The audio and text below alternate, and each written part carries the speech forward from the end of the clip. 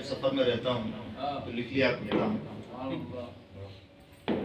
تو یہ ہے نظم. نہ کوئی فن نہ سلیقہ نہ آگہی کچھ ہے، ہمارا سب ہے تمہارا یہ دل لگی کچھ ہے. نہ کوئی فن نہ سلیقہ نہ آگہی کچھ ہے، ہمارا سب ہے تمہارا یہ دل لگی کچھ ہے.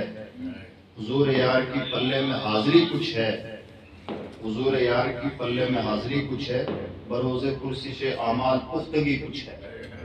یعنی کئی بار ان کی بارگاہ کے چکر لگاتے رہے ہیں، یہی کل قیامت کے دن اس سے احساس ہوتا ہے کہ اعمال میں کچھ پختگی ہو. تمہارے دم سے ہی رونق ہے بزم گلشن میں، جو تم نہیں تو بھلے سب ہو پر کمی کچھ ہے. کہاں اندھیرا کی عمر رواں سب کچھ تھی، کہاں شعور کی عرفان بندگی کچھ ہے. عمر گزری جا رہی تھی، اسی کو ہم سب کچھ سمجھتے تھے، لیکن حاضری کے بعد میں احساس ہوتا ہے کہ عرفان بندگی کچھ ہے. کہیں سے دل کا اچٹنا، کہیں پہ جا جھکنا، کیوں دل کی دنیا میں ہلچل نئی نئی کچھ ہے. کسی کے دست قضا کا جیسے کسی کے دست قضا کا ہو جیسے سر سایہ، یعنی سر پر جیسے کسی کا دست قضا یعنی تقدیر بدل دینے والا ہاتھ ہو. کسی کے دست قضا کا ہو جیسے سر سایہ، ادھر جو بگڑی تو اس سے سوا بنی کچھ ہے.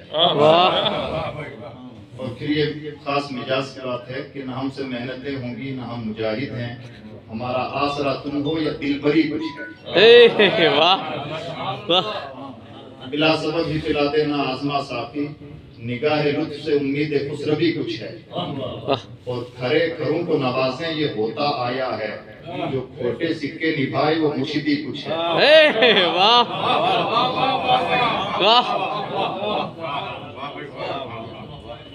آگے کے شعر ہے، اس کا بیک گراؤنڈ ہے.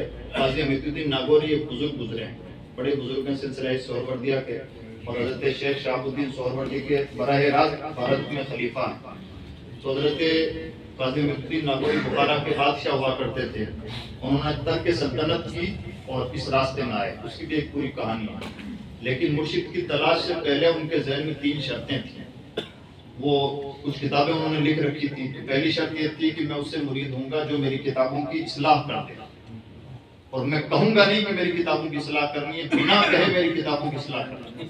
دوسری پہچان یہ ہے کہ میں ترک سلطنت کر کے آیا ہوں، ابھی تو میں فقیری بھیس میں ہوں، لیکن میں بادشاہ کا بیٹا ہوں، شہزادہ ہوں. میں بتاؤں گا نہیں، مجھے خود پہچان لے کہ میں شہزادہ ہوں. اور تیسری شرط میری یہ ہے کہ مجھ سے بنا محنت کرائے مجھے سب کچھ دے دے. یہ ہمارے مطلب کی شرط تھی جو حضرت قاضی حمید الدین نے اپنے ذہن میں رکھی. تو حضرت قاضی حمید الدین حضرت شیخ شہاب الدین سہروردی کے دربار میں پہنچے. تو حضرت شیخ شہاب الدین سہروردی نے کہا کہ احمد کو بلایا جائے. دروازے پہ کچھ لوگ کھڑے تھے، تو خادم سے کہا احمد کو بلایا جائے. تو کئی احمد نام کے لوگ کھڑے ہو گئے اور کہنے لگے ہم سب احمد ہیں. تو انہوں نے پوچھا، اندر جا کے پوچھا حضور کئی احمد ہیں، کن کو بلانا ہے؟ تو کہا اسے بلاؤ جو بخارا کی سلطنت چھوڑ کے آیا. پہلی شرط گویا حاضری سے پہلے پوری ہو گئی. جیسے اندر پہنچے تو کہا بیٹا لاؤ تمہاری کتابیں اصلاح کر دیتا ہوں. پھر ان کتابوں کو لیا اور کہا ہم نے ان کتابوں کو بارگاہ رسالت میں مقبول کر لیا. اور پھر اس کے بعد میں کہا کہ تم جو چاہتے ہو میں نے دیا. یعنی کہ یوں کہہ لیجئے کہ آدھے منٹ کے اندر اندر تینوں شرطیں پوری ہو گئی، کام بھی پورا ہو گیا. تو اب اس بیک گراؤنڈ میں شعر ہے، میں ہوں مزاج حمیدی تو گر سہر وردی. میں ہوں مزاج حمیدی تو گر سہر وردی، سوال بندہ نوازی ہو تو کجی کچھ ہے. یعنی اگر مرشد نوازنا چاہیں تو پھر کوئی کمی نہیں ہے. چاہیے ہے کہ ہم کسی لائق نہیں ہیں، ہم تو حمیدی مزاج رکھتے ہیں، لیکن آپ سہر وردی ہیں اور آپ نوازنا چاہیں تو کوئی شرط نہیں. تو اولیاء کا چہیتا مجددی ساقی، تو لہجہ لہجہ نوازے تجھے کمی کچھ ہے.